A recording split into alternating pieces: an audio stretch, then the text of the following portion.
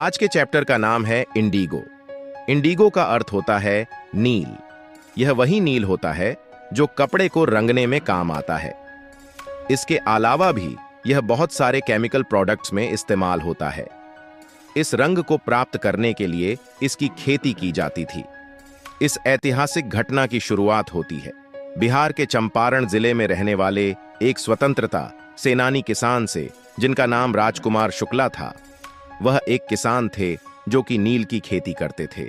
वह बहुत ही दृढ़ प्रतिज्ञ अर्थात साहसी व्यक्ति थे। अंग्रेजों के जुल्मों के खिलाफ विद्रोह करने लिए उन्होंने गांधी जी को साथ लिया और अपने साथ किसानों को जोड़कर एक बहुत बड़ा आंदोलन खड़ा किया। अंग्रेज यहां के नील बागान के मालिकों का शोषण किया करते थे। किसानों को नील की खेती करने के लिए मजबूर किया जाता था और उनको इसके लिए बहुत कम भुगतान किए जाते थे। इस वजह से किसान अंग्रेजों के खिलाफ विरोध कर रहे थे। यूरोप में नील की अच्छी मांग के कारण यह आर्थिक रूप से लाभकारी था, लेकिन फिर भी किसान इसकी खेती अपने जमीनों में नहीं करना चाहते थे।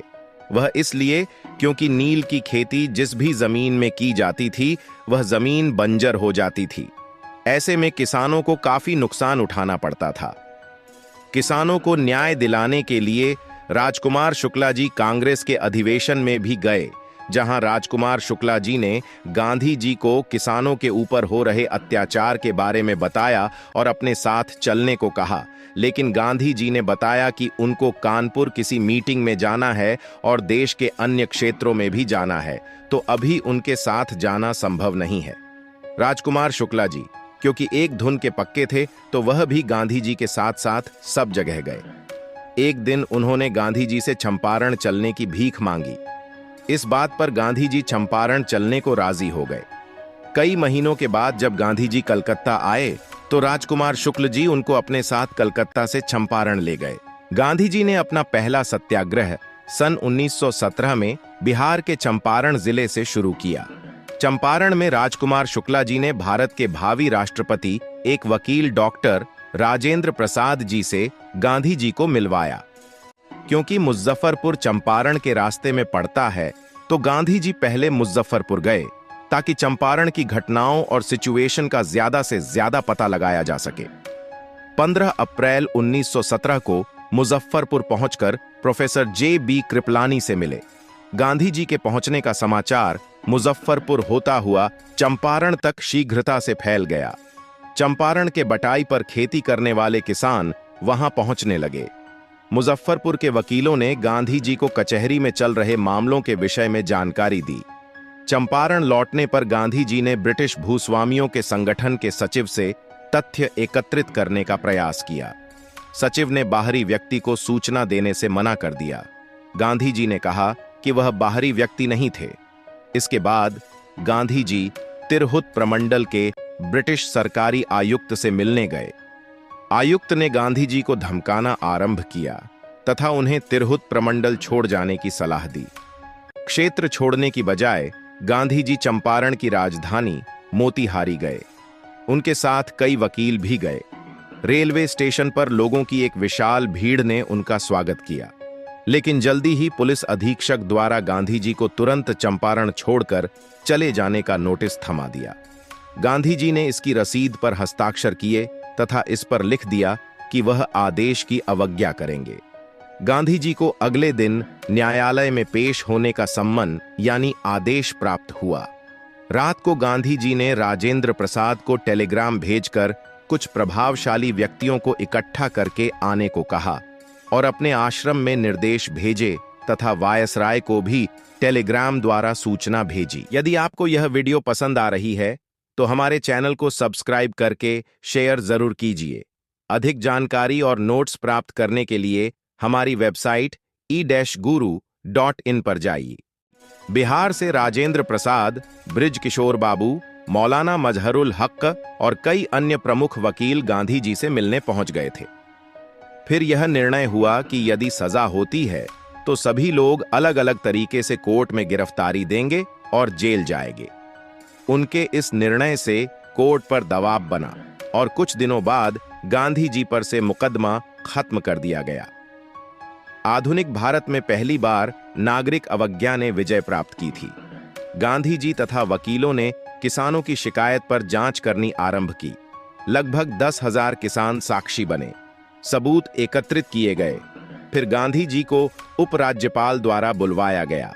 वह उपराज्यपाल से 4 बार मिले, जिसका परिणाम यह निकला कि जांच के लिए एक सरकारी कमीशन नियुक्त कर दिया गया। सरकारी जांच ने बड़े खेतों के स्वामियों के विरुद्ध प्रमाण एकत्रित किए। वे किसानों को धन लौटाने को सहमत हो गए। गांधी जी ने केवल 50% मांगा। बड़े खेतों के स्वामियों के प्रतिनिधि ने 25% लौटाने का प्रस्ताव किया। गांधी जी इस बात से सहमत हो गए और इस प्रकार अवरोध समाप्त हो गया। गांधी ने समझाया कि रिफंड की राशि कम महत्वपूर्ण थी। महत्वपूर्ण यह था कि जमींदारों को कुछ पैसा देना पड़ा और अपनी प्रतिष्ठा खोनी पड़ी। कुछ वर्षों में ही ब्रिटिश भूस्वामियों ने अपने विशाल भूखंड छोड़ दिए। ये जमीनें अब किसानों को लौटा दी गई। नील की बटाई की खेती अब समाप्त हो गई। गांधी चंपारण के गांवों में सांस्कृतिक और सामाजिक स्थितियों में सुधार करना चाहते थे। उन्होंने शिक्षकों से अपील की। उनके 2 युवा शिष्य महादेव देसाई और नरहरि पारीख और उनकी पत्नियों ने स्वयं सेवा की। बंबई, पूना और अन्य दूर दराज के स्थानों से कई अन्य आए। गांधी का सबसे छोटा बेटा देवदास और उनकी पत्नी भी आए। 6 गांवों में प्राथमिक स्कूल खोले गए। कस्तूरबा ने सफाई और स्वच्छता के आश्रम के नियम सिखाए। वहां स्वास्थ्य की स्थिति भयानक थी। गांधी ने एक डॉक्टर को 6 महीने के लिए स्वयं सेवा करने के लिए प्रेरित किया। उनके पास 3 दवाएं थीं, अरंडी का तेल, कुनैन और सल्फर मरहम। गांधी ने महिलाओं के कपड़ों की गंदगी को देखा। एक महिला ने कस्तूरबा से कहा कि उसके पास केवल एक साड़ी है। चंपारण में अपने लंबे प्रवास के दौरान गांधी ने अपने आश्रम पर नजर रखी और नियमित रूप से डाक द्वारा निर्देश भेजे। चंपारण घटना गांधी के जीवन में एक महत्वपूर्ण मोड़ थी। यह एक विद्रोह के रूप में शुरू नहीं हुई थी, बल्कि गरीब किसानों की पीड़ा को कम करने के प्रयास के रूप में बढ़ी थी। गांधी की राजनीति लाखों लोगों की व्यावहारिक, रोजमर्रा की समस्याओं से घनिष्ठ रूप से जुड़ी थी। उन्होंने एक नए भारतीय को स्वतंत्र बनाने का प्रयास किया, जो अपने पैरों पर खड़ा हो सके और इस प्रकार भारत को स्वतंत्र बना सके। गांधी ने अपने अनुयायियों को आत्मनिर्भरता का पाठ भी सिखाया। चार्ल्स फ्रेयर एंड्रयूज एक शांतिवादी अंग्रेज था, जो कि जल्दी ही गांधी जी का अनुसरण करने लगा था। गांधी जी के वकील मित्रों चाहते थे कि यह अंग्रेज चार्ल्स फ्रेयर एंड्रयूज चंपारण में रहें और उनकी मदद करें। लेकिन गांधी ने अपने मित्रों के इस विचार का विरोध किया और कहा, आप सोचते हैं कि इस असमान लड़ाई में अगर हमारे पक्ष में एक अंग्रेज हो तो यह मददगार होगा। ये आपके दिल की कमजोरी को दर्शाता है। कारण उचित है और आपको लड़ाई जीतने के लिए खुद पर भरोसा करना चाहिए। आपको श्री एंड्रयूज में सहारा नहीं तलाशना चाहिए, क्योंकि वह एक अंग्रेज हैं। इस प्रकार आत्मनिर्भरता, भारतीय स्वतंत्रता और बटाईदार किसानों की मदद सभी एक साथ जुड़े हुए थे।